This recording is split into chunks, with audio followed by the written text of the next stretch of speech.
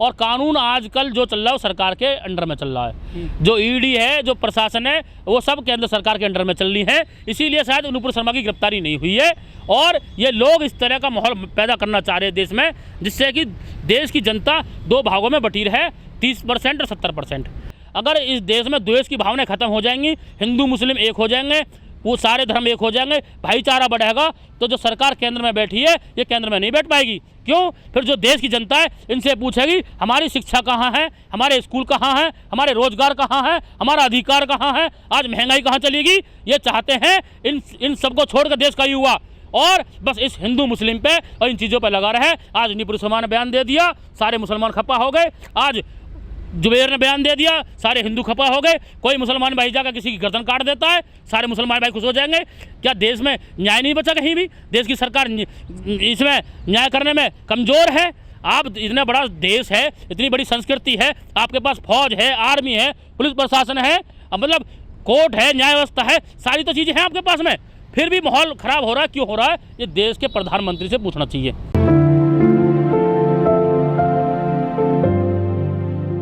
सीधा सीधा देश में एक माहौल बनाने की साजिश चल रही है। भाई हिंदू एक तरफ और मुस्लिम एक तरफ, ये आपस में लड़ें, एक दूसरे को मारे काटे और तुम शासन में रहो। ये फाड़ घेर के राज करने वाली बात है। जिस व्यक्ति ने उस टेलर को मारा काटा, उसकी फ़ोटो गुलाब चंद कटारिया बीजेपी के नेता उनके साथ में देखी गई है। कहीं ना कहीं उनसे लिंक है और ये साफ भी हो चुका है। और चुनाव आ रहे हैं राजस्थान में, क्या उसको लेकर घटना ऐसी हो रही हैं?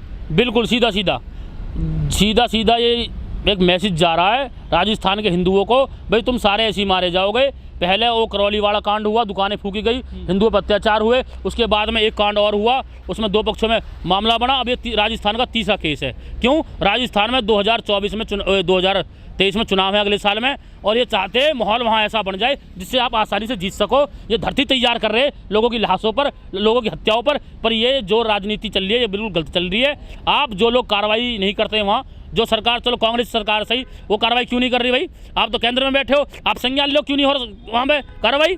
पर ये जो है वो जहाँ चाहते हैं, जहाँ इनकी सरकार नहीं है, वहाँ दो फाड़ हुए और ज़्यादा कांड हुए जिससे सत्ता में आ सकें। भाई गुलाब चंद कटारिया, उसका साथ फोटो देखे गए हैं उसके, तो उसका कहीं ना कहीं लिंक है उससे। अब वो तो पुलिस जांच करेगी, बताएगा क्या मामला क्या नहीं है, जब पुलिस तरीके से पूछेगी अपने हिसाब से। ऐसा नहीं है, इस देश में जो षड्यंत्र चल रहा है, जो देश की जनता के साथ खिलवाड़ चल रहा है, ये राजस्थान में तीसरा केस है। पहले वाले बताओ ना कितने भर्ती हो गए। अब ये कहेंगे जी बीजेपी वाले क्या हो, तो कांग्रेस की सरकार है। अबे दोनों सरकार, कांग्रेस की कौन सी अच्छी सरकार है? हम कांग्रेस को भी कह रहे हैं। उन्होंने अभी तो सत्ता में बैठ के अपनी मनमानी करी, आज सत्ता से बाहर हैं।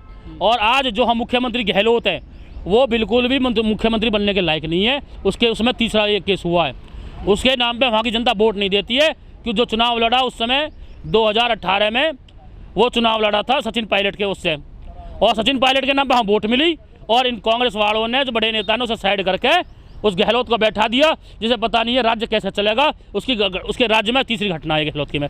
उसे तो खुद ही इस्तीफा दे देना चाहिए, शर्म आनी चाहिए गहलोत को। भाई मेरे राज्य में तीसरा केस में इस्तीफा दे रहा हूँ, मैं नहीं चला पाऊंगा राज्य। भाई खाड़ी देश क्यों बोलेंगे? उनसे इसका क्या मतलब है? टेलर से उनकी कोई इनसे दिलचस्पी नहीं है। वो तो बेचारा गरीब आदमी था, टेलरिंग करता था, उनसे इसका क्या संबंध है? वो तो ये था पीतम्बर थे उनके, जो थे नबी थे, पैगम्बर थे, उनसे उनका मतलब था, उन्हें वो मानते थे। उनके खिलाफ कोई बोलेगा तो वो आवाज़ उठाएंगे, जिससे हमारा किसी से कोई मतलब होगा और उससे भी कोई कुछ कहेगा तो हम भी आवाज़ उठाएंगे।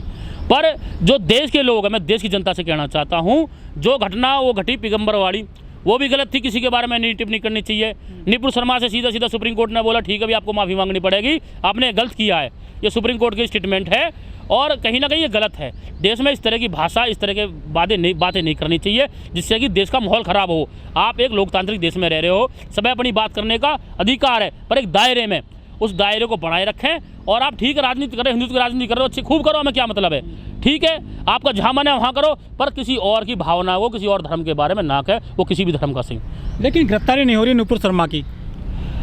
भाई गिरफ्तारी तो देखो कोर्ट बताएगा, गिरफ्तारी उसमें कोई धारा बनती है नहीं बनती है, कानून बताएगा। संविधान में अगर कोई धारा उसकी गिरफ्तारी की होएगी तो संविधान के अनुसार वो कोर्ट तय करेगा, हाँ भाई इन पे मुकदमा बनता है, इसे गिरफ्तारी होनी चाहिए।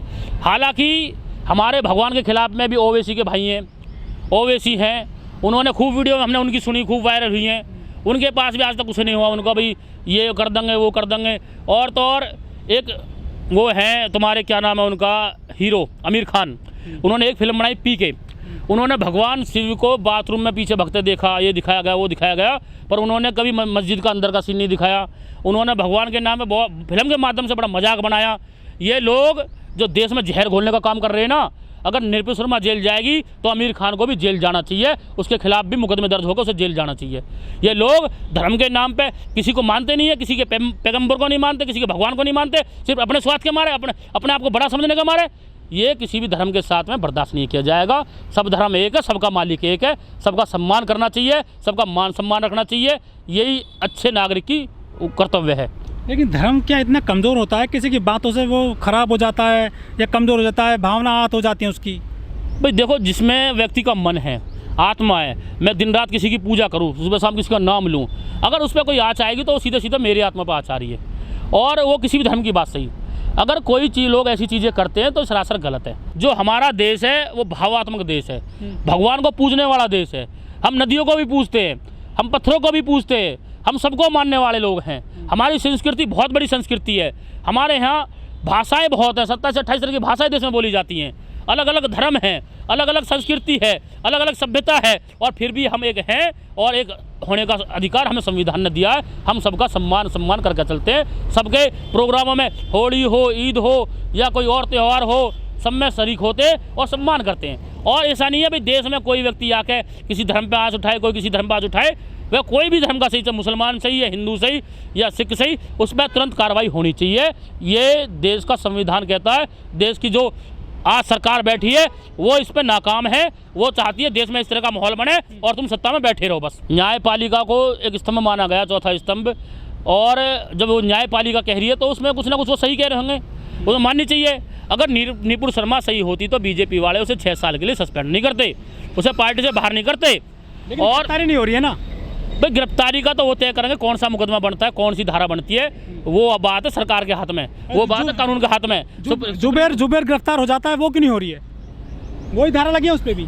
अगर उस धारा पे जुबेर गिरफ्तार है तो उस धारा पे निर्भया शर्मा को भी गिरफ्तार करना चाहिए। अगर वही धारा सेम है तो उसमें कानून संज्ञान ले, भाई सेम धारा सेम व्यक्ति पर, तो इसे क्यों गिरफ्तार क्यों नहीं किया जा रहा? ये कानून का काम है।